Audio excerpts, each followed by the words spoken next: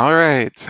I am Mr. Wiggles, and this is the after chapter discussion for 9.590, the finality of the Origin arc.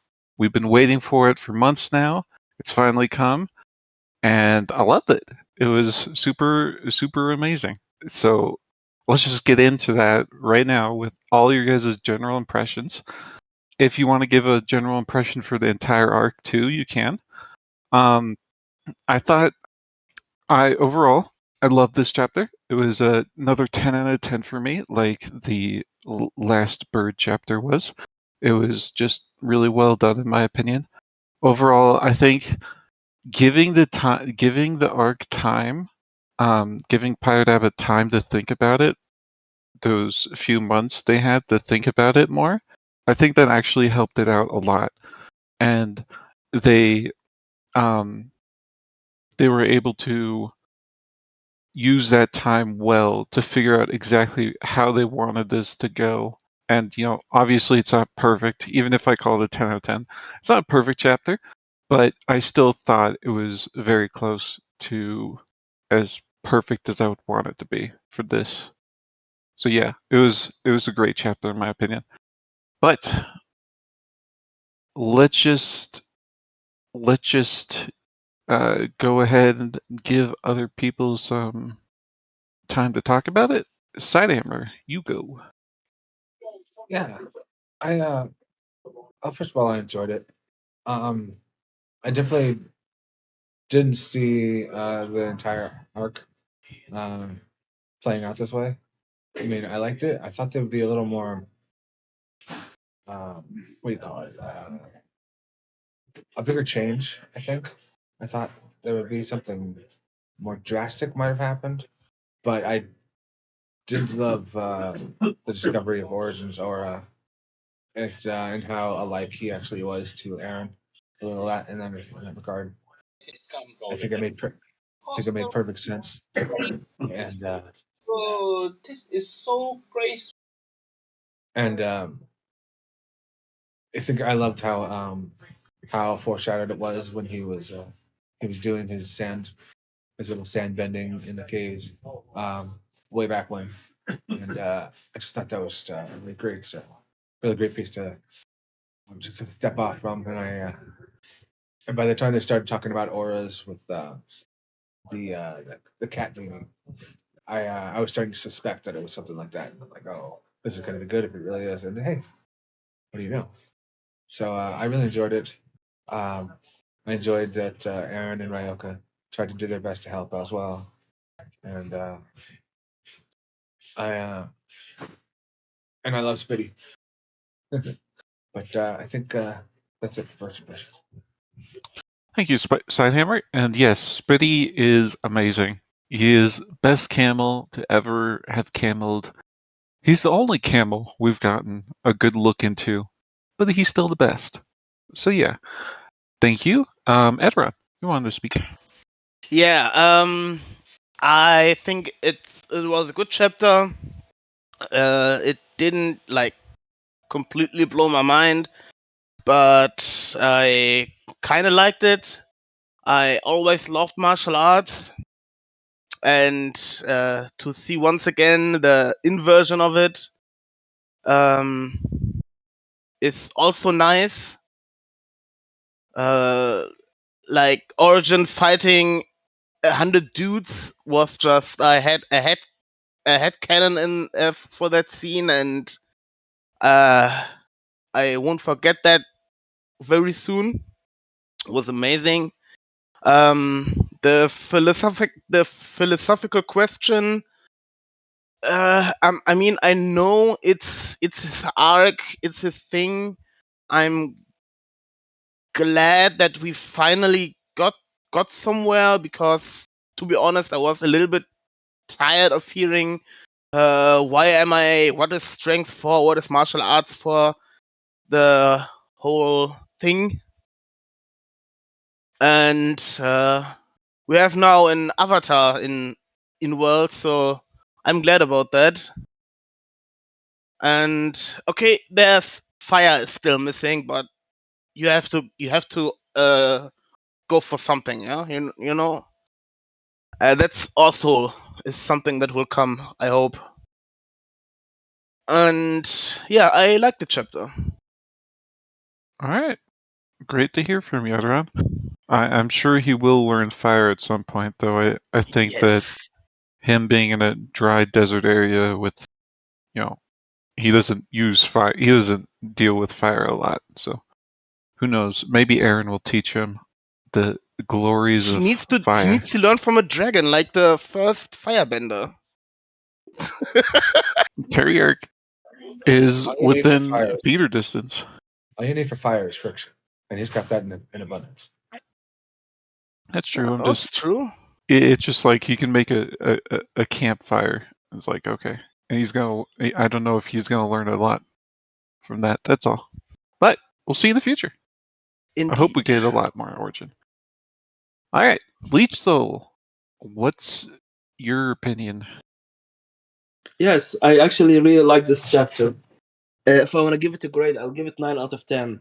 The only thing that was not really up to, I didn't really like was Torab. I think there should have been more like a foreshadowing for it, because Torab would, I don't know, like Torab should have said, "Hey, when you reach the answer, I want to challenge you, and maybe I will find my own answer," or something like that. Uh, the thing I actually liked more, actually, the thing that surprised the most was the Fury of the Skies development. It was really well made, and I really liked it. So it wasn't only Origin specific.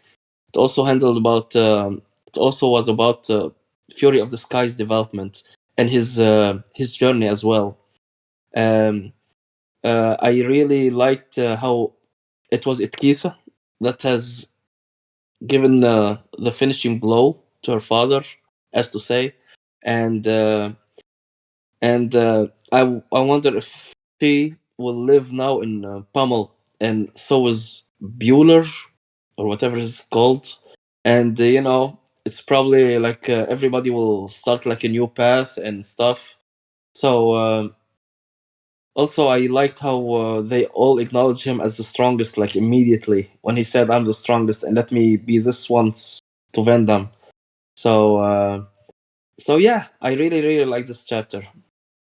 Thank you.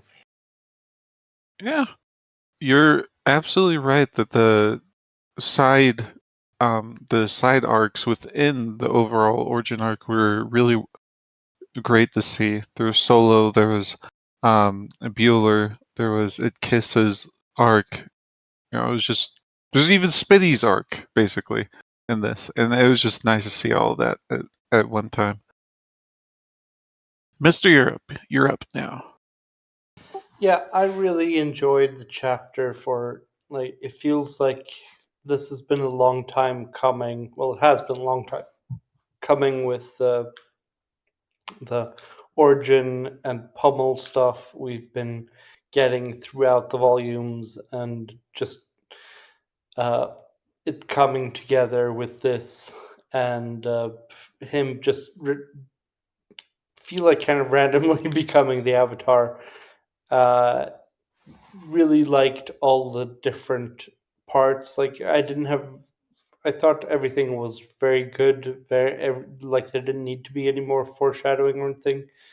Like how Torib didn't come because of the like he wanted to challenge Origin. Really, he came because of the class or the quest that let him cheat his way to another level. uh, I thought that like if I'd thought of that, it's so like it's easy to see it coming from like if you reread it, which the best part of any twist. But yeah, I liked it all. I loved how Origin's little sand collecting thing came back, and his just all the magic and the wonder of the martial arts has come together. It's been a very, very long time coming with martial arts in particular, with Ryoka and everyone starting out and talking about it. And now here it's basically, oh, if you become a good enough martial artist, of you become the Avatar. So yeah, straight up there. It's awesome. And I loved it. That's it. Yes. Seeing his answer was really cool because it's a very different path from what other martial artists or what other classes were taking. It's kind of a mix between a druid and a martial artist, basically, or not. Sorry, a druid and a warrior, basically, in a lot of ways. And I just want to say that comparing him to the start, I think he was introduced like properly when they were hosting the Teaker or the peace talks, which ended with Teaker getting declared war on by everyone, and him just being there as a stoic, strong man, and him from there to here, it's been a very good arc. Yeah, it's been amazing.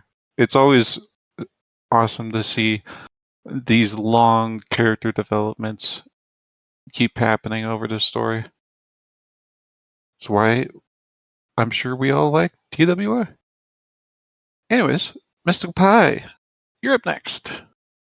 Yeah, I really enjoyed the chapter overall. I thought Orjin's conclusion was pretty well foreshadowed. I love that he kind of embodies Pomley in every aspect now, from like his vision to his martial arts and to the land itself.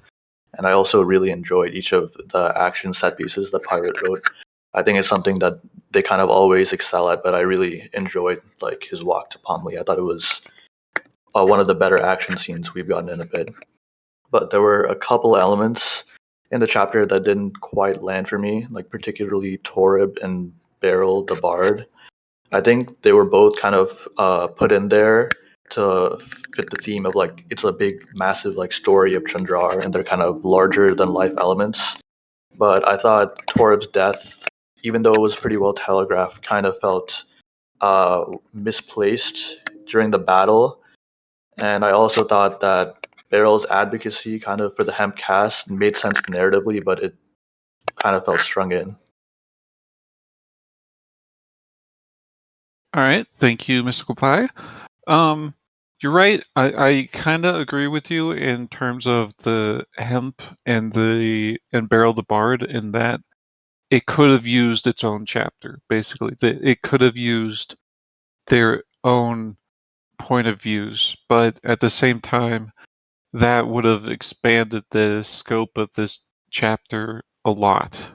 And I'm pretty good with it being included in the way it was. But yeah, I did like the Torb stuff a lot myself. I really enjoyed that. But otherwise, thank you, Miss Bly. Asteria, you're up next. Hey, Mr. Wiggles, thanks. So kind of was speed reading through this chapter to make it in time for the discussion. I will say that I agree with earlier speakers that the little tales interwoven into this chapter is what really made it for me. I love the callbacks to things that started out this whole journey, like the Empress of the Beasts and that meeting way back. I don't even know what volume it was at this point at the Oasis, to kind of decide what to do about Floss and using Pomley as a neutral meeting point. I thought that was absolutely lovely. I do wish that this had all been told in sequence, one chapter after another, without so much time in between. I understand from a writing standpoint it didn't quite work, but as we all know, Pirate writes books within books. And all the tales kind of come out together as Pirate gets to them, sort of time-wise. But I think that for readers looking back on this or reaching this at maybe other stages, it would almost be good to kind of skip across chapters to be able to read this in one go. Otherwise, I think you do kind of lose a lot of the little details and forget about a lot of the callback. But otherwise, I would say, yeah, I really enjoyed this chapter. I loved all the little character arc stories. Bit disappointed that our predictions for Origin didn't come true. Bit disappointed with the Avatar route that was taken. I think it was a little too cliche. on the nose, maybe, but I'm eager to see where it goes moving forward. Yeah, you're right, Asteria, in that it's kind of just a general weakness in long form web serials with lots of point of views, which there aren't very many of. TWI is pretty unique in that regard, but um, the story does get stretched out over a lot of words, so keeping track of everything that's happened if a arc is broken up is definitely difficult to do for the average reader. But that it still is very fun. I still love it. Bird, you're up next. Hey guys. I think I'm probably going to be the odd one out and have to say that this chapter didn't quite hit it for me. I know it's shocking to hear that Pirate had a chapter that didn't land with someone, but I felt that with all the build up and all of the really good chapters we've had kind of building up Big O to his answer to his question and meeting these people that were helping him along his way, especially with the last chapter we had where we met Aaron and the carpet guy, and we had just a really nice chapter of exploring people and meeting new friends. I was a little disappointed that it seemed to all have ended in the last, like, 1/8 of the chapter. That it just started out with we're still heading to Pommel, and we're still getting there. He's still worried about his question, and then we get to see how Pommel's doing and how everybody there is still struggling and fighting on, and then Big O gets there, and it kind of just ends with him finding his answer to Avatar. And I was a little disappointed that we just didn't get to see a bit more of a struggle kind of going on after Big O got there. It felt kind of like a Superman moment. That Superman arrived and things just ended real fast. And then the arc was over. And yeah, that was my general impression of the chapter. All right. Thank you, Bird. Well, obviously I don't agree completely with you because I definitely liked how it was done. But I do see what you mean that it was he did complete things quickly at the end. But there's going to be more Origin in the future. We are almost certainly going to see more of the side characters in the future too. So it you shouldn't consider it like the end of this. Well, you should consider it the end of this arc, but think about the future arcs too. The the future is always going to have more stuff for him too. And Bleach Right. Soul says in chat, it's more about the journey. And yeah, the journey was very. It was a big focus here rather than the ending. I agree 100% that it's more about the journey. I guess I just wish the ending was a little bit longer. Yeah, maybe if Pirate Abba had taken like 2 chapters to do this, or they already took 2 chapters for this last bit of the Origin arc, but if they took another chapter after this, maybe we could have gotten a really in-depth thing. But it's kind of come down to time constraints, Pirate's energy, all of that is a factor in how much we can get. But I still love this. I still love this a lot. Thank you, Bird. Thanks. Razor Shark, you're up next. Hello.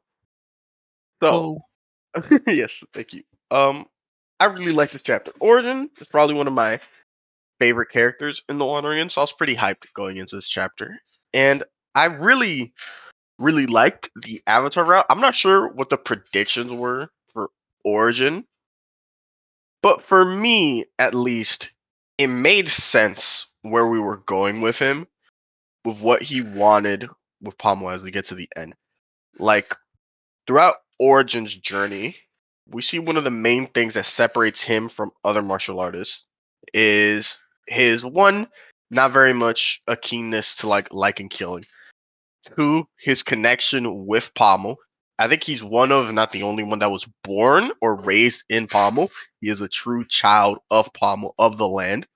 Pommel represented by the land, by the main things that you associate with Pommel are the harsh lands, the oasis, which is water, and like the fact that these people could jump, leap giant bounds. They teach Gerudo air. Those are the main things you associate with them. So as we got to the end of the chapter, everything coming in together with his magic being of the land, of the world, makes sense. Because Pommel, before him, is isolated, right? That's one of the main points, is that Pommel before only took in people who wanted to fight. They didn't give back to the world. It was like, it's me and my boys, and we fighting every day. And that's the only thing that matters. That was the only thing that mattered for Kolost. So it takes a while for Origin to go through. One of the main things that I liked about the chapter is Origin kind of struggling with the consequences of fighting for a cause. Because if he didn't fight for the cause, he would be betraying what he thought was right, but it endangered Pommel. But what at the end of the whole Avatar route, it signifies that Pommel and the way forward as a martial artist for him and his path is of the world. It is giving back to that fight. It is fighting for that cause not regardless, in spite of the consequences that can come for him and the land. And I think that's really great and really ties up a lot of things Origin wants to do and a lot of things, the ways that Pommel was growing. It couldn't have stayed isolated forever. He couldn't have stayed above the land forever, right? Standing on the cliffs as the other fucking martial artists do. That's one of the first things that we have when we're introduced to them in that whole big meeting. Like when all the different like nations are coming together and they're like getting really tense. When they look up, they see Pommel above them. Now, I'm not saying that Pommel is like arrogant or that they're above the world, but they're above mortal concerns. You keep the peace of Pommel if you're in here, but in reality, we don't want any of these refugees or any of those other people that we see that's happening. We just want training. They're seen. That's why they were used as a mutual spot. But in how Pommel's represented and with Origin, I really like how we get that. I like how the state of his martial arts reflects what he thinks in his ideology. The only thing I will say that I didn't really feel like the way it was represented was the coolest. Because you get a mythical quest. It's the first mythical quest we got. It's the first mythical quest we have completed. So at the end of it, I'm thinking like we're gonna get this huge thing. And we got a lot of levels and level up. It just didn't feel like it had the impact that like the other quests we just saw got done, right? Where it got done and all these other things happened. It feels like it had a way more impact. It feels like we got the quest, we got the level, immediately moved on. And we moved on to Nerebai at the end of the chapter. And that, I think, is what caused a lot of people to feel like, maybe some, at least for me, other people should feel or not disappointed, but like, man, this didn't hit just as good as I thought it would. All right, thank you, Razor Shark.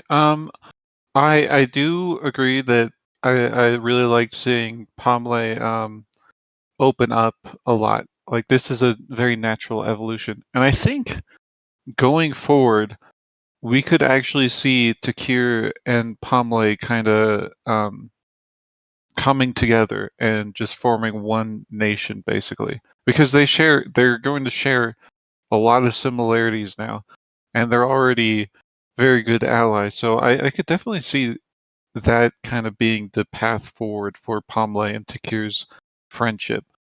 On your point about the quest, the reward for the quest, you're right, it didn't have a huge impact. Like it wasn't, something super earth shattering. But at the same time, like look at what it unlocked. It unlocked an entire new set of classes, new set of skills, I should say, and classes. A new set of skills and classes for everyone, basically. These way the elements, skills, and classes are going to be able to be gotten by every single person. And now there's a whole new path to martial arts just opened up from this one mystical quest, or mythical.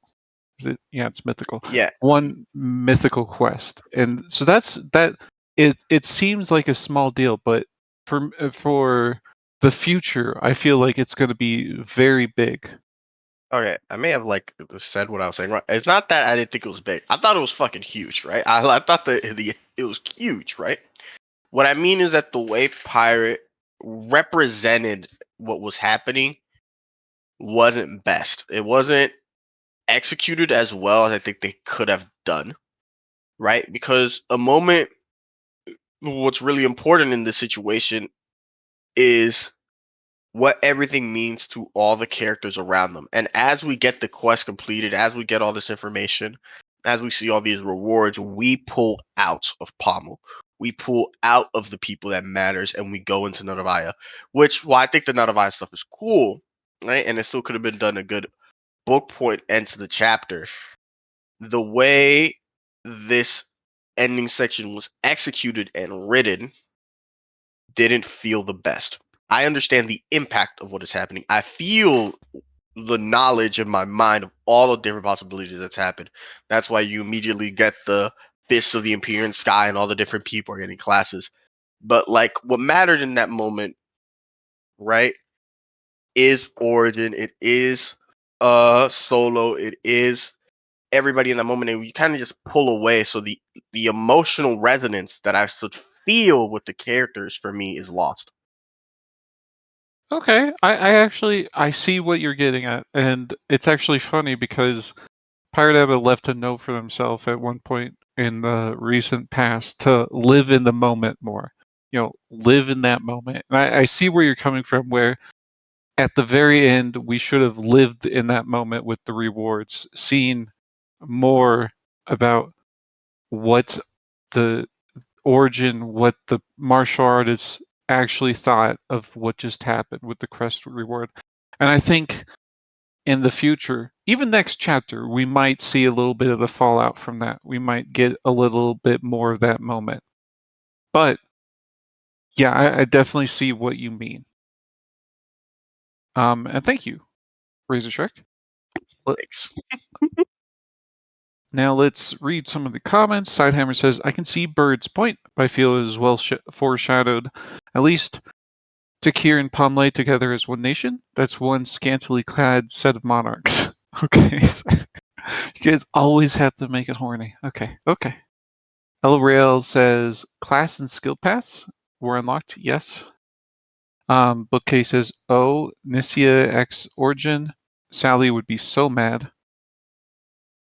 I do wonder what's going to happen with Sally and Orjin. Are they because there was a lot of shipping with them in the past, but now there's Itkisa in the mix, so we'll see. Mystical Pie says, I kind of agree with Razor Shark. The quest reward lines up with the mythical quest, but I think the characters in the story don't really give the quest the gravitas that we've seen with previous quests. I don't necessarily think this is bad, though, because this story is about Orjin's journey, not the quest. Yeah, I do see that point. It's a good one. Razor Shark says, do we make it horny, or was it always horny and did you just realize it? Bleh. That's my response. Bleh. And Bird says Spitty is best boy, and Bookcase says Spitty is best boy. Yep. Okay. So those were the general impressions. That was a lot of general impressions. That was probably the most general impressions we've ever gotten for a chapter. And we focused a lot on Orjin. So I want to, switch gears a little bit and focus on one of the other characters in this. And this will be a dual question, basically, but let me just read out the final comments. Mr. Europe says, Itkisa X Orjin X Sally. that is a possibility. Yoda says, I thought Orjin created these skills. They weren't a reward from the system, so it felt disappointing. Well, Orjin created, or Orjin, how to word this? Orjin was using these skills before they were created itself. The system then, based off of what he was doing, a way to create a whole new subset of skills. That's how I view it. Ella Rail says, might have landed better with the system point of view. Actually, is there? There isn't a question about this, so we can't really. There is no question about it, so we'll just go on. Bird says, Orjin did all this barefoot. Imagine if he had slippers. Wow. Okay. Anyways, let me just post the next questions. This is kind of a 2-point thing. So, side arcs within these Origin chapters. How did you feel about the side characters and their mini arc through the lens of Origin? So, Spitty, Soloxenethn, Itkisa, and Buler. And of the side characters this chapter, who would you like to see the most in their own chapters going forward? And this can include anyone I missed among that list of characters, like Beryl. I think Beryl. I don't know how to say his name. Aaron. Okay. Okay, Edra. Anyways, let me just say that I really enjoyed seeing these side characters, and especially Itkisa and Soloxenethn. Both of those arcs I thought were really well done through the lens of through the lens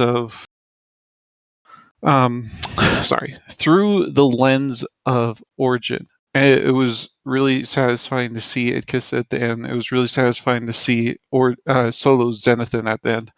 And I think the characters I would most like to see chapters focusing on them in the future are Soloxenethn and Itkisa. It would just be really cool to see. But I don't want to take up too much time since we have a lot of responses already. So, Sidehammer, go ahead. Spitty best boy. Soloxenethn, I really like that he's still a cocky little bastard. It didn't take away from his personality, even though he did gain a sense of responsibility, I think.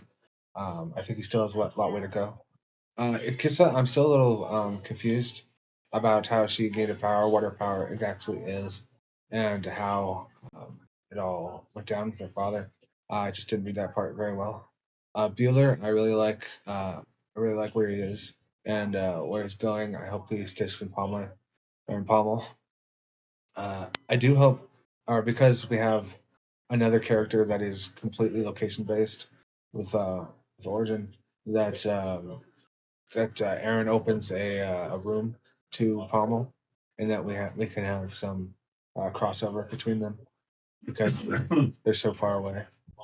Um, let's see, I'm glad that Sawthorn and a lot of the other martial artists and the Earthers are still safe.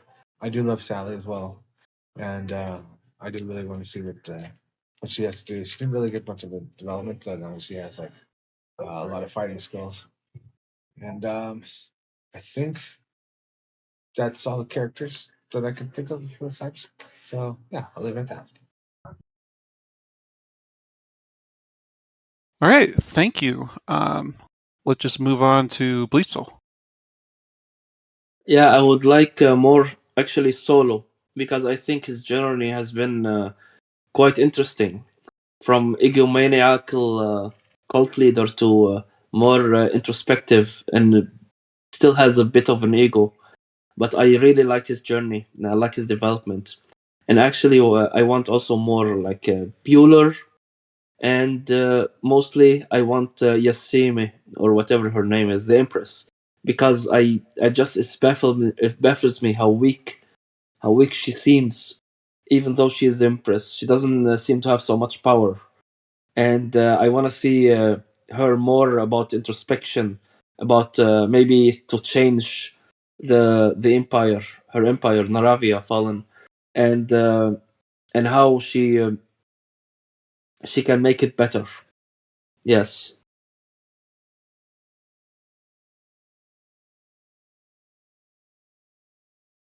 All right. Thank you, Bleach Soul. How about you, Bird? What do you want to see more of in the future? Oh man, I definitely want to see the side character, this new one that we saw, Aaron Solstice, I think her name was. Ah, more of her. But anyway, Buler is definitely a character I would love to see more of. I'm really interested to see what he does with his flying carpet, and I'd be all in for just a Buler chapter. Yeah, Bueller was a really fun addition. I was surprised how much I liked him just from the little bit we got. Buler was MVP. Couldn't have been Okay. done. Not MVP. Well, okay, he allowed for a lot of stuff, so maybe we'll call him mini MVP. Big MVP. All right, thank you, Bird. Almighty Nubs says, "I want more Itkisa." Yeah, I do too. Mr. Europe, you're up next. Yeah, I aside from what everyone else said, like I also really liked Solo, Xylophone, and especially like Bueller. I hope he gets a day off where he gets to have his own thing, side story.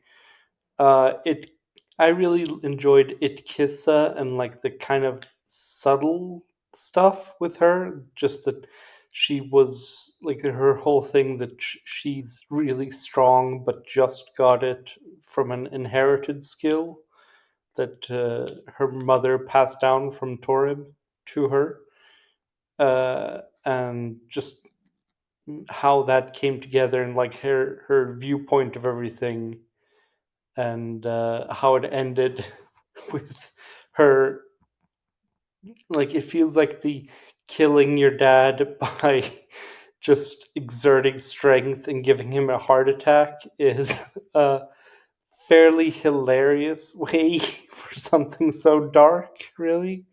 But I really enjoyed it, and just the uh, building up of the character, like the very much background character without giving her a spotlight, really. It feels like she was part of the, like a background part of the scenery, which with just hints growing up about how she's actually a total badass. And I'm looking forward to seeing what she's gonna do in the future and like coming up in Origins stories. I really enjoyed the this is like, even though it's kind of small, I enjoyed all the other masters and what they were doing, and even the small things we got from the Earthers, who were actually pretty cool from what little we saw of them, and just how they fully embraced Pummel. Yeah, you're right. I forget which one it was. It was either Eratz or Rawl. I forget which one that went to war with Pomley, and that was very surprising. Like they really have gotten to love the nation, basically. Raul. Yeah, okay. It was Raul from Bookcase and Bleach Soul. Thank you. Mr. Pie, you're up next. Yeah, I think I kind of enjoyed all of these characters as kind of like background arcs during Origin story, but I'm not sure to me if any of them are really interesting enough to kind of get their own arc.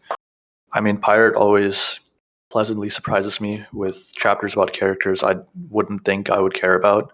But of the four that are listed in the question, I think the Fury of the Winds is the most interesting to me because of his journey from like an egomaniacal cult leader to like a relatively normal person.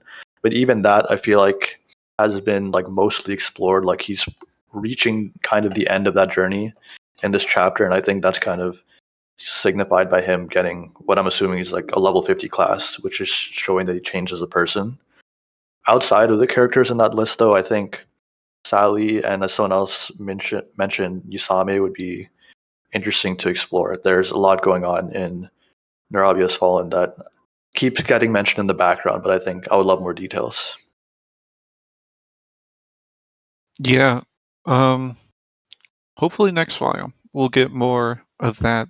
We could possibly get it with the Floss War arc, or we could get it from a Yasami point of view, or even Zenel. I really enjoyed Zenel when he was first introduced back in the Village of the Dead arc, and I would enjoy a more in-depth look at him too. Yeah, thank you, Missile Pie. Ella Rail says, I had a long conversation last night with my partner about Spitty, who is basically an adventurer class animal. We have precedent with a 2-part courier with the horse, whose name elude me right now, but I want to see more of Spitty. And yeah, that was C and Treadle, and I'm pretty sure it was Treadle who died. It was the person who died and not the horse, and I'm pretty sure the horse is named C. Yeah. Anyways, yeah. Seeing more Spitty would be great too. But I don't know if, as much as I love Spitty, I don't know if we could get a straight up point of view from Spitty's perspective. It would certainly be unique, if nothing else. Bookcase says, I always want more Barrel. And this is for myself, Mr. Wiggles. I have no idea how to pronounce Barrel. I just call him Barrel, but I don't think that's how I'm supposed to pronounce it. Anyways, back to Bookcase's comment. Bookcase says, I always want more Barrel. Him showing up to threaten Orjin was interesting. I wouldn't have expected him to be so tough. But Itkisa is definitely the one I want to see more of. Where will she go next? What title did she earn for defeating her father? She's also a low-key romance option for Orjin to compete with Sally and Nissia. I don't even know about low-key. She's like the front runner right now in terms of romance with Orjin. Bookcase replies to Ella Rail by saying, see the horse in her Moonlight Rider? And then we got a bunch of people telling me how to pronounce Barrel's name, and Bookcase says, I was thinking Bar L.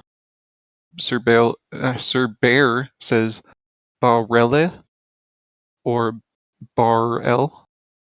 And Mr. Europe says Bare mi fa so el tito. Okay, thank you, Mr. Europe. But yeah, everyone seems to be coming to the conclusion Barel.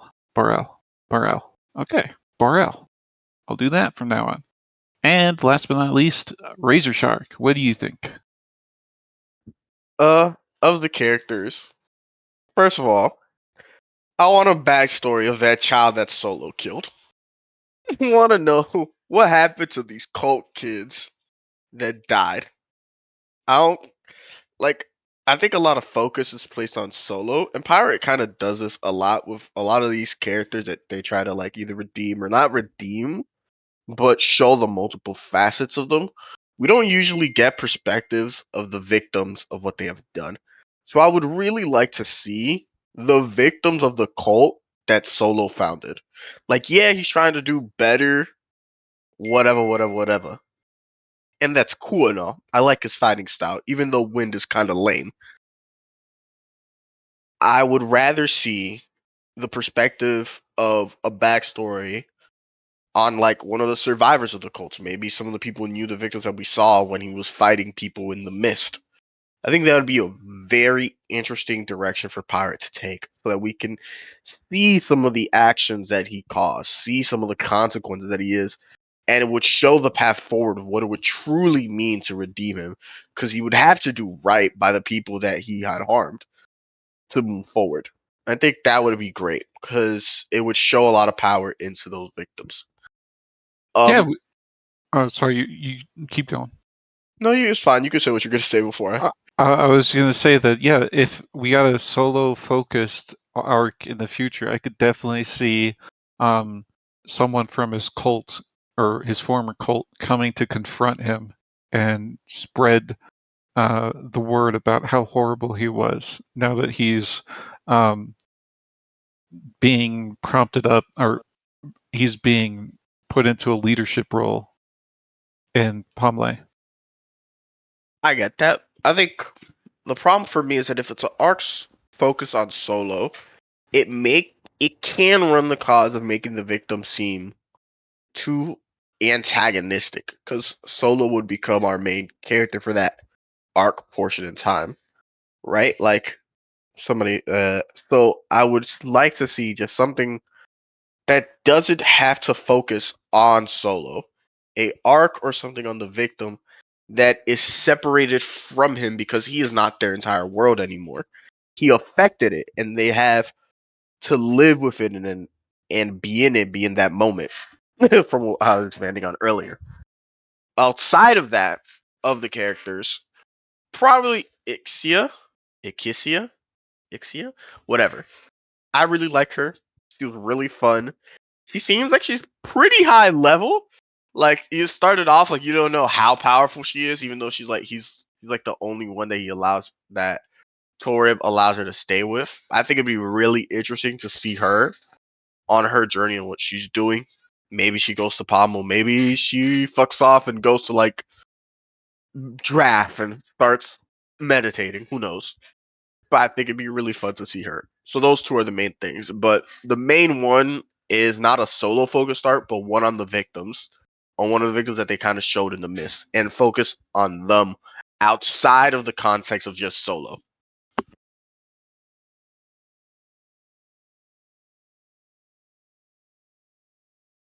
All right, that you do make a good point that if we're getting it from his point of view, we're going to, naturally kind of side with him. But at the same time, I feel like if we get it from his point of view and we see the contrition, if we see the struggle with him trying to figure out if he was really that bad, I do think I could get behind that as well. But anyways, thank you for your thoughts, Razor Shark. Let's move on to some of the comments written in chat. Nobody says Solo arc would be about a conflict with Prophet. It's where his cult went is a foil hit of him of sorts. Simon Hammer says, or he has to come to terms by himself. There's no one left to apologize to. Ooh, that would be interesting if all of his cult just died following the Prophet, and he kind of figures out that this was all his fault. Almighty Nub says, I feel like Itkisa and Olvama could have some fun and interesting interactions. What? Itkisa and Olvama? I'm kind of confused how you're connecting those two people. Oh, just horny. Okay, never mind. Never mind. Oh, no? You say no, Almighty Nubs? Alright. Give me how you're connecting those two. Almighty Nub says slander. I didn't mean that. Alright. Explain. Let's hear it. How does Itkisa connect to Olvama?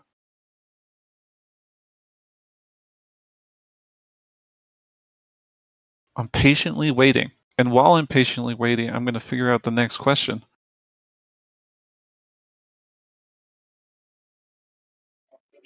Dead air. Dead air. Dead air. Dead air. But yeah, in the future, I really hope we do get more Itkisa. Her just it seems like she's stronger than Toreb. I really want to know what her level is, because if she was born like that, she can't be super high level. It's kind of like oh man, I'm blanking on her name. The Null Paragon. Oh man, what's her name? Null Paragon. I realize, yeah. Say that again. Gyre. Yeah, Gyre. Gyre. I like saying Gyre. Anyways, yeah, Gyre. It's kind of like Gyre. She was born with this innate super advantage, so she's probably under level 20. Probably. I don't think we know, but yeah. I would expect her to be under level 20, or at most 20-ish. She's also 14. Yeah, she's young. Well, So, wasn't she 14 or 16? I forget. I thought Anyway, she she's was young. She's really She's young. young. Bird says, or sorry, Morchen says, Pumley's elders and Sally, the secretary arc? Yes, that'd be fun. Bird says, big butts cannot lie. Oh wait, that's horny. Oops. Almighty Nub says, I just get similar vibes from them, from both hiding a lot of things and being reserved, but knowing a lot more than let on. Conversation between two people like that are interesting. Lots of subtext. Okay, that's a legitimate reason.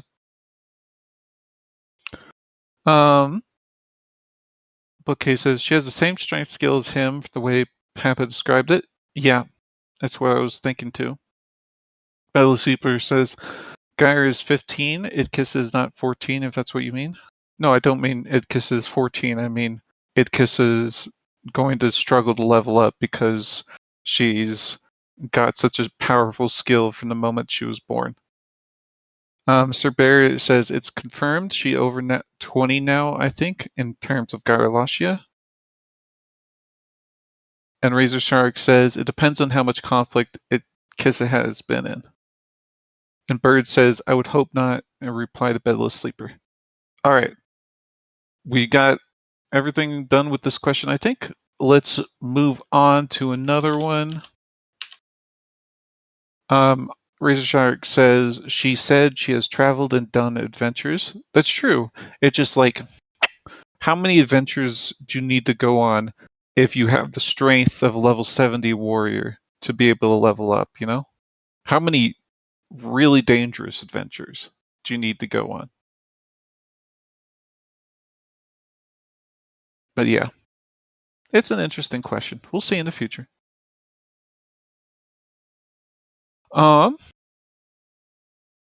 Razor Shark says enough to die a few times over. Yeah.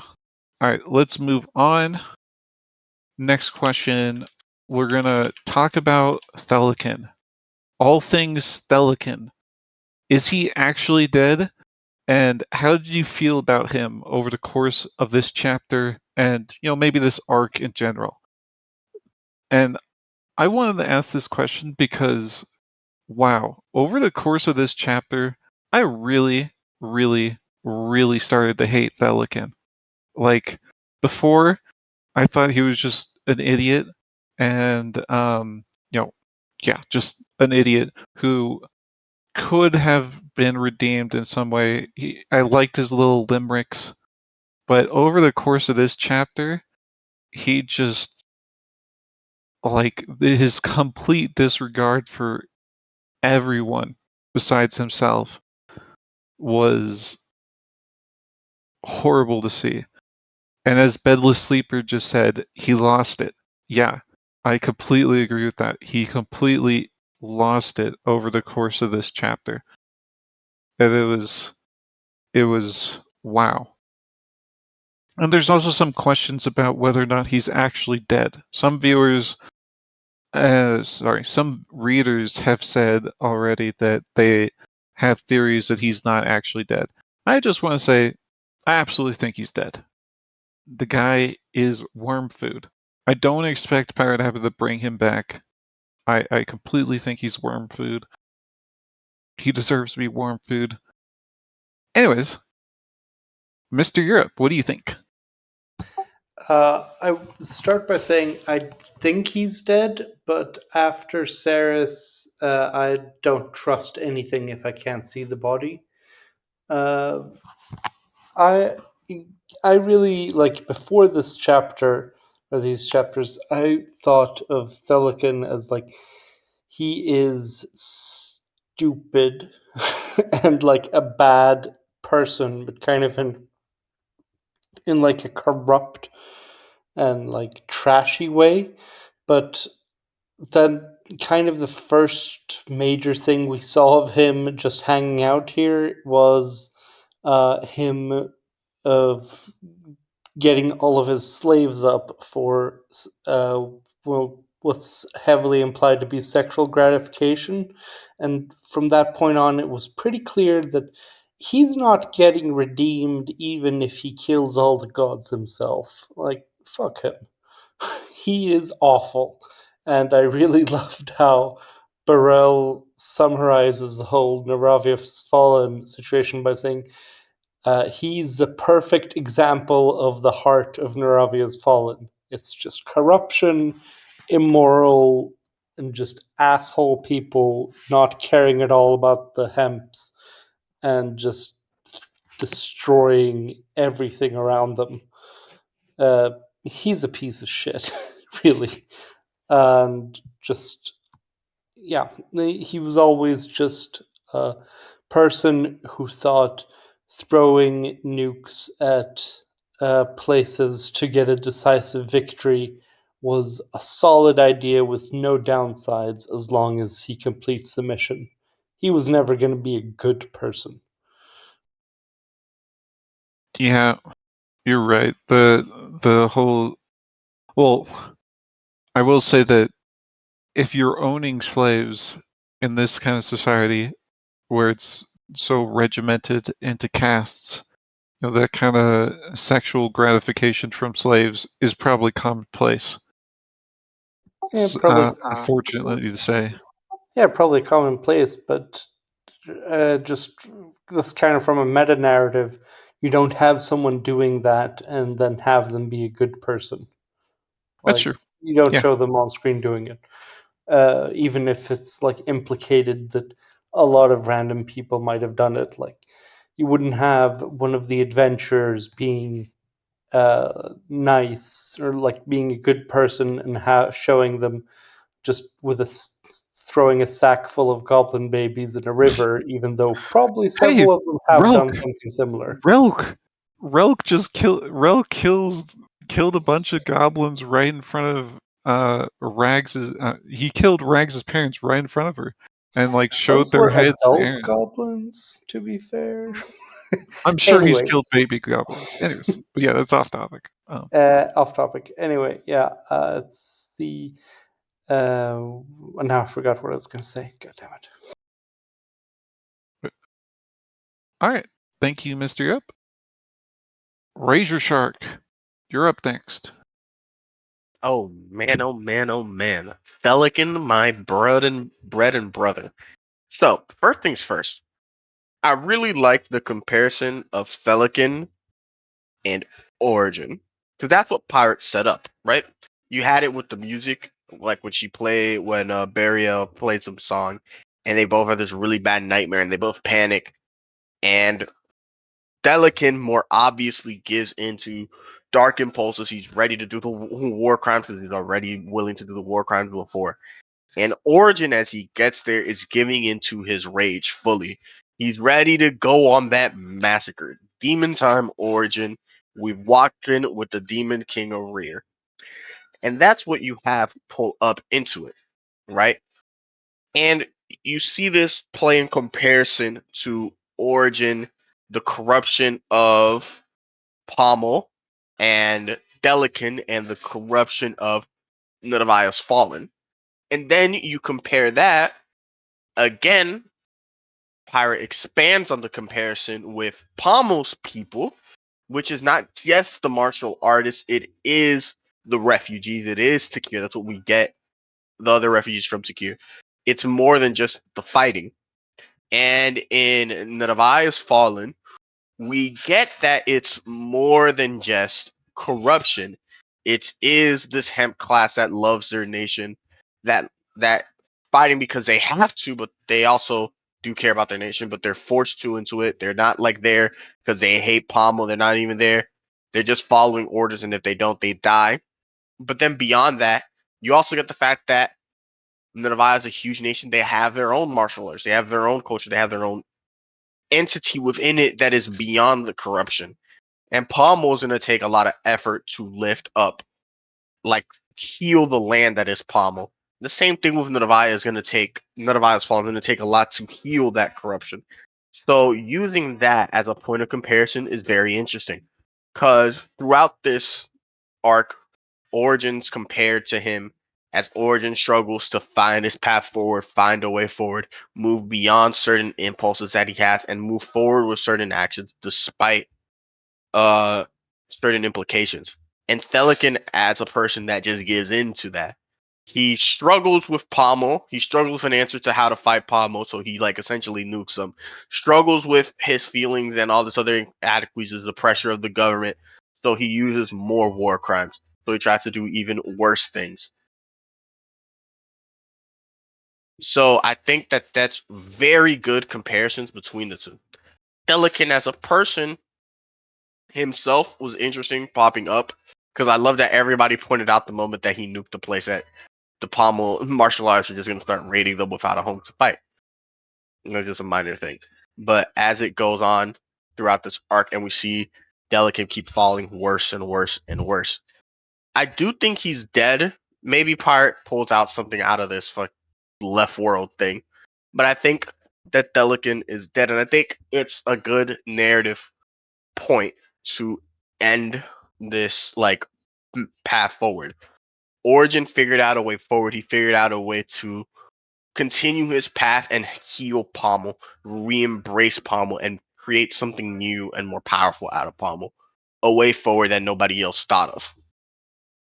Thelican died, and with him, Nadavia's succumbing. They did all these war crimes. He moved all these soldiers to fight Pommel, and they're getting attacked by the Golem Nation right now on the flank. There's nobody there to protect them, and it's festering in this layer of chaos and corruption. And what they have now is that now Nadavia's fallen needs a way forward, because if not, they're fucked. So I think Pyre did a lot of really great things with Thelican, and I think as he works narratively is absolutely fantastic. As a character, he wasn't super fleshed out, but I like the way you see him succumb and you see him go from cocky to stressed to just fuck it, burn everything down, and then just dead. I think it works very well. Good analysis, Razor Shark. Thank you. I like that. It was good. But yeah, hate Thelican. Stupid loser. Anyways, Bookcase says, you didn't hate him from the war crimes? SMH. Okay, listen. I did dislike him strongly from the war crimes, but this chapter went to hate. Nobody 111 or 1111 says, no corpse, no death. Mystical Pie says, I don't see any narrative merit in him being alive, to be honest. And yeah, I'm on the same boat. He's not a huge threat. He doesn't have big outstanding plot threads. He isn't an enemy of anyone really. Like he doesn't come off as a villain or a rival for any of our characters. So I just don't see any narrative reason either. Bookcase says one has to wonder if Barel and his songs played a role in him in causing him to become so totally unwound over the course of the chapter. That's a good point. I would not put it past Barel to do that. Almighty Nub says Stella can't. Nice. And Bookcase says Torib's body disappeared too. Well, that one we can attribute to Ascrash and Nurhavia just sitting on the outside and wanting that juicy level 70 Stitch body. Bedless Sleeper says, I think if Pablo were to bring him back, probably only for a minor red herring to another plot point or just to be a quick minor villain to introduce another character. I don't expect him to come back in any focused character standpoint. Sadhammer says I used to like him. He had funny point of views. Pirate did him dirty this chapter and sent him into crazy villain mode, even after the nuking. I don't know if he's dead. Probably should be. I hope he is. Definitely. Bedless Sleeper says might be why Pablo left the death clear so she can always just use them for later real quick. Nobody 1111 says, I think he will come back as part of Nurhavia falling apart when the Minister of Military turns against Yasame and Zenol. He will have Thelican with him, among others, as part of the corruption of Nerhavia's fallen that he symbolizes. Mr. Europe says, the guy who nuked the place, not because he was ordered, but because he thought it was a good idea, in reply to Sidehammer. And Nobody 1111 says, Thelican is a pursuer, he's a Peric, he's a menace, they're cockroaches, they never die. I don't think he's that much of a cockroach. He's just dung under your shoe that you scrape off. Almighty Nubs replies to Master Europe by saying, doesn't mean you can't like him. Many readers, including me, like Nerhavia and look at what she's done. Bedless Sleeper says, yep, 100% Azzy yoinking new body. And Morchin says, might it not be Casigna snatching that powerful body of Toreb as a vessel for the solstice? I thought so too at the start, but with Nerhavia and Azkrash in the background watching this happen, I think it's much more likely that one of them nabbed the body. Anyways, Bird, you had something you wanted to say. I think our main man, our main villain, Mr. Thelican himself, was a fantastic villain for this whole arc. I think it was a really great kind of parallel to Orjin, who was a guy who just really liked other people and tried to do what he could for other people and was kind of introspective and looked into himself a lot and tried to figure out why he did stuff and what he did. And then you had his big villain, Thelican, who was just a man living his life, doing his stuff, and also just sending hundreds of people to his death for no other reason than to kill like 10 martial artists at a time and just nuke stuff because, well, it's there and he has a nuke. And I just liked him for his careless disregard for like anyone else. I thought he was a great villain for this. Horrible person. Glad he's dead. Wink.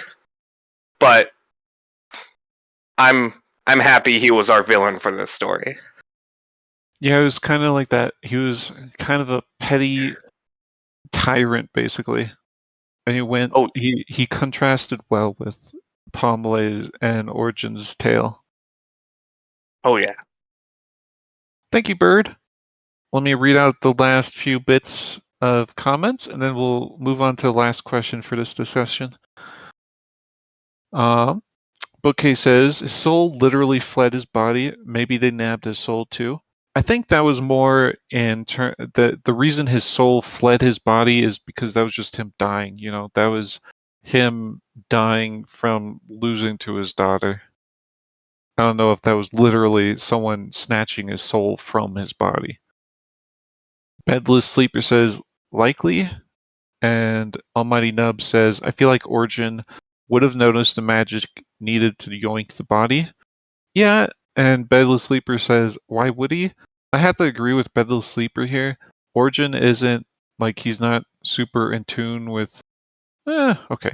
He has, he can feel what's going on around him with the wind and the earth and such, but I don't know if he can feel magic itself. I don't know. If they just if Azkrash did a quick little teleport, I'm not sure if he would notice it. Razor Shark says Thelican, Nerhavia, Fallen, Kolos, and Old Pomlay. They all ignored the land, the world. NF did it worse and in a larger scale, but Pomlay used to ignore refugees or slavery, and each had stagnated, each was fallen. Nerhavia's Fallen has bad leadership with the Queen who focused on stories. Origins focus on giving back and using not just martial arts, but the people to move forward, to find a way forward, to find their magic. Thank you, Razor Shark. Bedless Sleeper says, also, even if Casigna didn't actively yoink the soul at that specific moment, Casigna has remodeled the land of the dead, so regardless, his soul is hers. Yeah, unless, they had a soul trap or something. Right then yeah, he's eaten by Casigna. Morchin says Orjin could see the Jin's magic before happening. That was just him literally seeing them, literally seeing Semator starting his teleport. Like Semator was, how do I say this? He was telegraphing himself pretty well. Yeah, Almighty Nubs telegraphing, yes. He was telegraphing what he was going to do at like the split second. And so Orjin was using that split second telegraphation. I don't think that's a word. He was using that to figure out where the Jin or where Semator was going to teleport. Bedless Sleeper or Razor Shark replies to Morchin by saying that's because they're a young genie. And Bedless Sleeper says seeing souls / the land of the dead while in the living world is very different than just magic. All right. I think we're done on this question. And we'll do one more, the most important question for this topic in this chapter, and then we'll cut it off.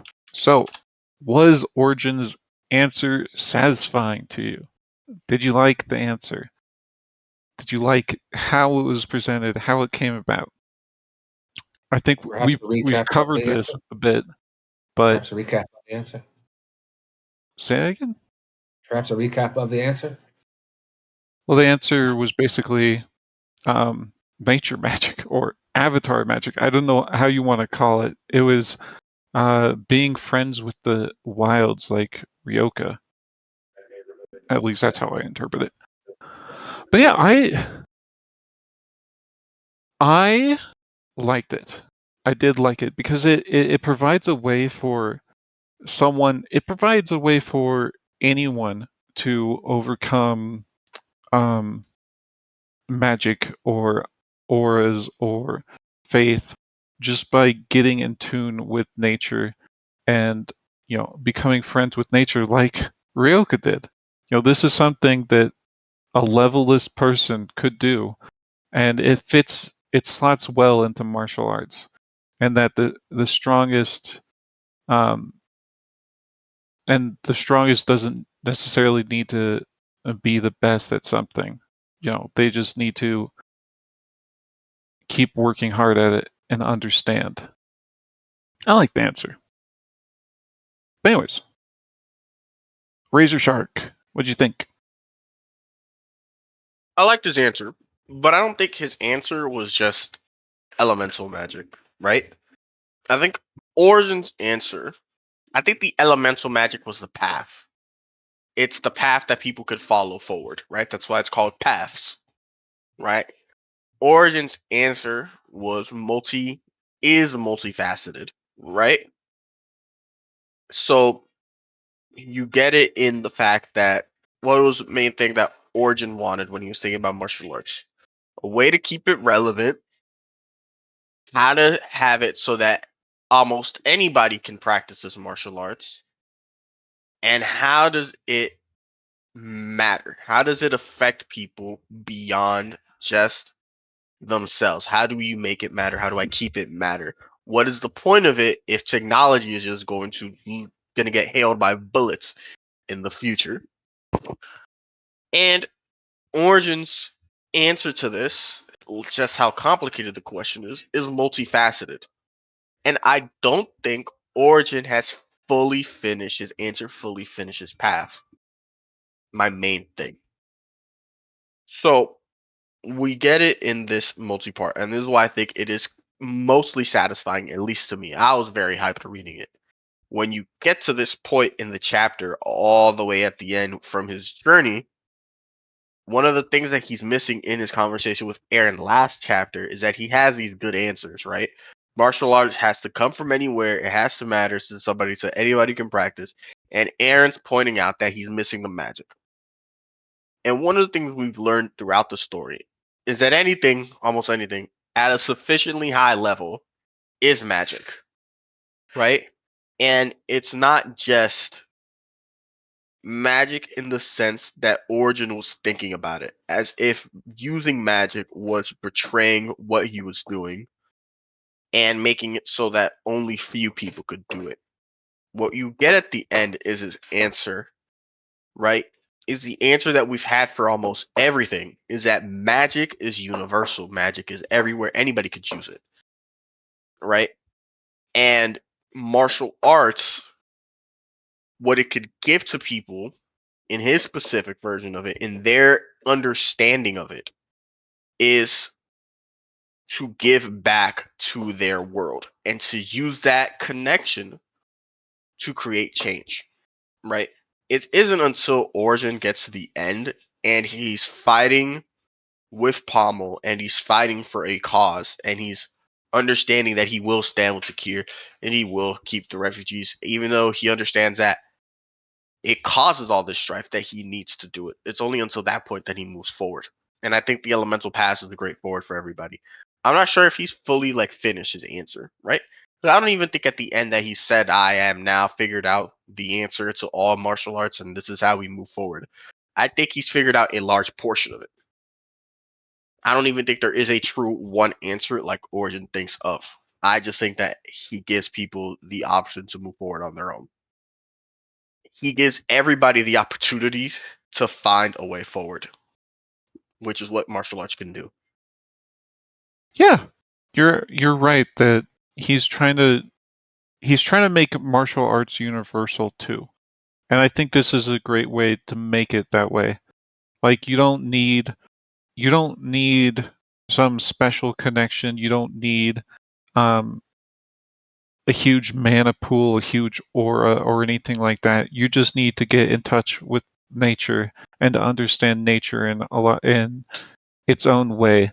And that fits a lot with martial arts focus on being in touch with the natural world and being in touch with yourself.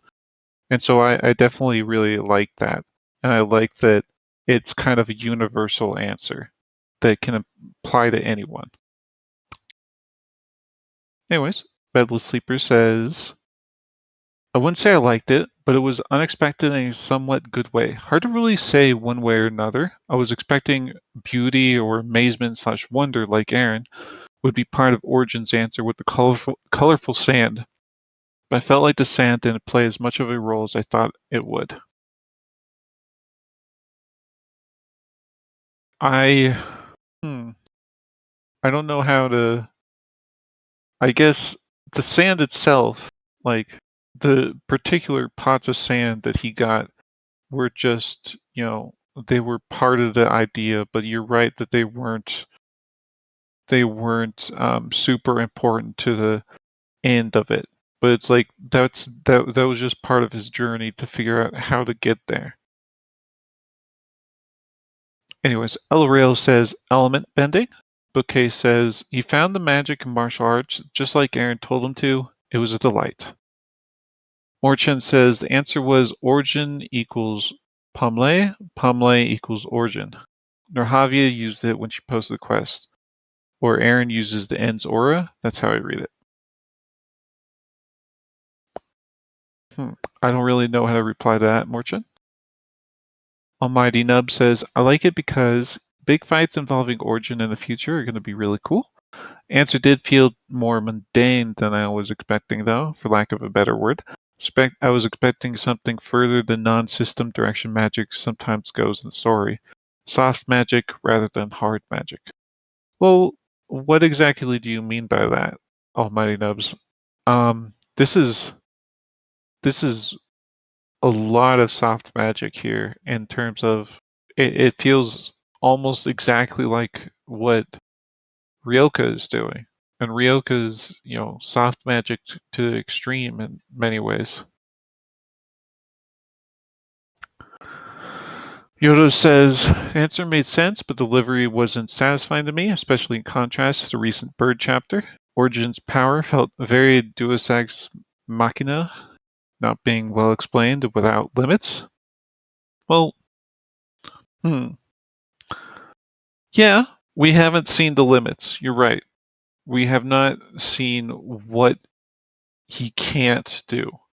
But at the same time, I don't really expect them to go into limits right now, so to say.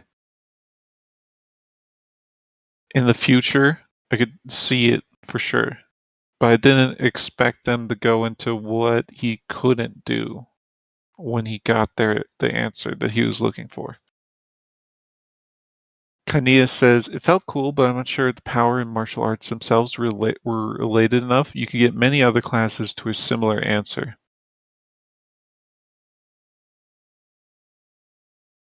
You could, but at the same time, I don't know. I like it. I think it fits. I don't know how to explain why I like it and why I think it fits, but it fits in my mind. Morchen says, the sand reminded me of the Tibetan monks who create these amazing art. I'll have to look that up. I don't know what you're talking about. I'll have to look it up. Sidehammer says, in reply to Yoda's, he is a level 50 with the domain. I'm not sure there are many limits personally. I'm sure there are some limits. There always has to be some limits, but he's definitely very strong. Razor Shark says, Origin magic is soft. It's never going to be hard magic, and it didn't feel unearned. Deus Ex implies it came from nowhere and was not earned or foreshadowed, and I think this magic and how it came about was earned and foreshadowed. I definitely agree that it was foreshadowed quite a bit.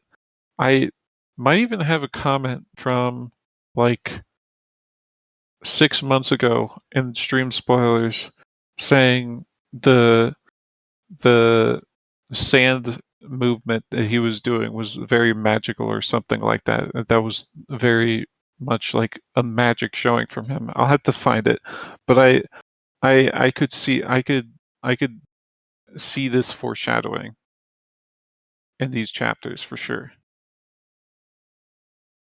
Almighty Nub says, in my mind, I've just equated his new abilities as water, earth, and air bending. Is that an incorrect belief, do you reckon? I see them as hard magic. Well, do you think of what Ryoka does as air bending?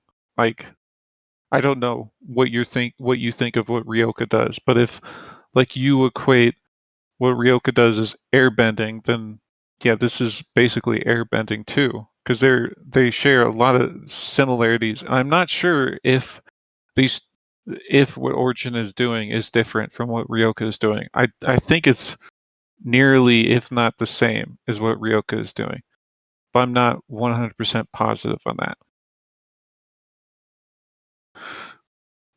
Bedless Sleeper says, I think if the answer was less avatar bending and more understanding of the world's less land and applying concept like beauty and colorful sand flying around being the medium between how Origin controls the wind, etc., and how he achieves his bending the land. But it became less of that and more just him being able to bend the land because it was a part of him. To me, he mainly became an actual elemental, like the earth elemental in the Nullmoot, which feels a bit more boring to me personally. We'll have to see if it gets further developed, though. I gotta disagree with you. If you're saying him becoming an elemental is boring, or more boring to you, I should say. I think that's very interesting. I love that.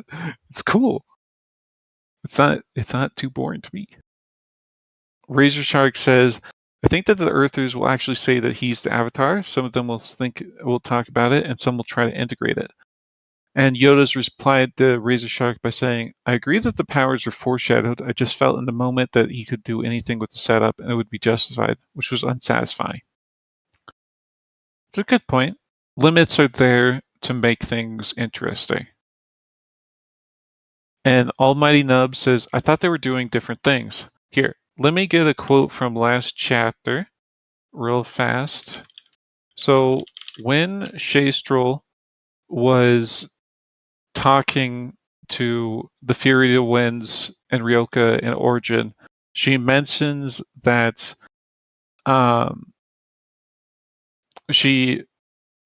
Origin was commenting that Solo commands the wind and Ryoka speaks to the air itself.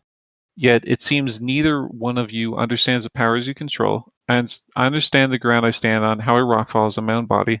The wind and air seem complex and deep, and I have talked to Ruda and felt it, and observed the movement of clouds and leaves.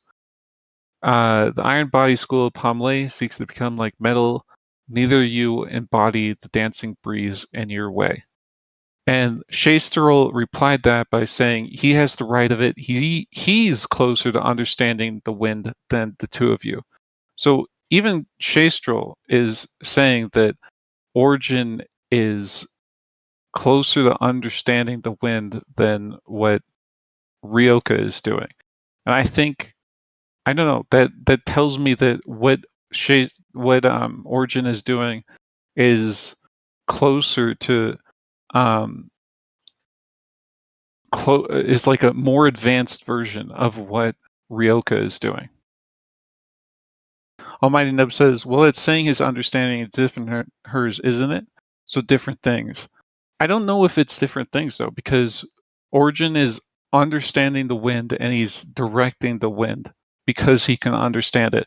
And Ryoka is talking to the wind and asking the wind to do something for her. And I'm not sure that's super different. And Bedless Sleeper, yes, Shastrol made a comment that Orjin understood them better. Anyways, let me read out the rest of these comments. Bedless Sleeper says, Ryoka doesn't bend the wind. I see the wind as its own entity as a concept, and she simply asks and requests of it to help her. She doesn't bend it, she befriends it, hence Wind Friend. And Bookcase replies, but she is starting to learn the other side of that. And Bedless replies, yep, and it's what Shastrol told Ryoka and Windfella. Razor Shark says, so my thing is that Orjin can't use fire because he doesn't have a connection to it. Orjin's elements come from his understanding of Pomlay. But if he talks to a certain dragon, maybe he can. Yeah, in the future. If he understands it, he definitely could. Almighty Nub says, but the same comparison is being made between Solo and Orjin. Well, see, the thing is, we know that Solo's stuff is definitely system-controlled magic. And when Orjin was doing this, he wasn't using any skills or spells or anything like that. He was just understanding the wind and directing it, which to me tells me it's a lot like what Ryoka is doing. But I could be wrong on that. I read it in one specific way, and I might be wrong. Razor Shark says, we know, Bedless Sleeper replies to Razor Shark by asking, was this mentioned specifically? Razor Shark replies by, we know he can use wind, water, air, but he didn't use fire. He's never been associated with fire. Yeah, and even in the skills he got wind, air, wind, land, and water, not fire. Bookcase says, I thought Orjin was doing aura stuff. And Almighty Nub says, hasn't it become system stuff now, though, with the level up? Now it's system stuff. Before, it wasn't. And Bookcase, Orjin does not understand his aura. Like, he doesn't use it in the kind of way that other people use his aura. Maybe his aura is, like, intermixed with the land around him, and that's how he, like, communicates with it, but he's not doing it consciously, I guess. So I wouldn't call it using his aura. Anyways, this has been a long discussion, an hour and a half. And I think we've covered a lot of stuff. There's still some more questions we could do, but I've run out of steam. So we're going to end this conversation. This was a great after chapter discussion for 9.59. Thank you all for coming. I'm stopping the recording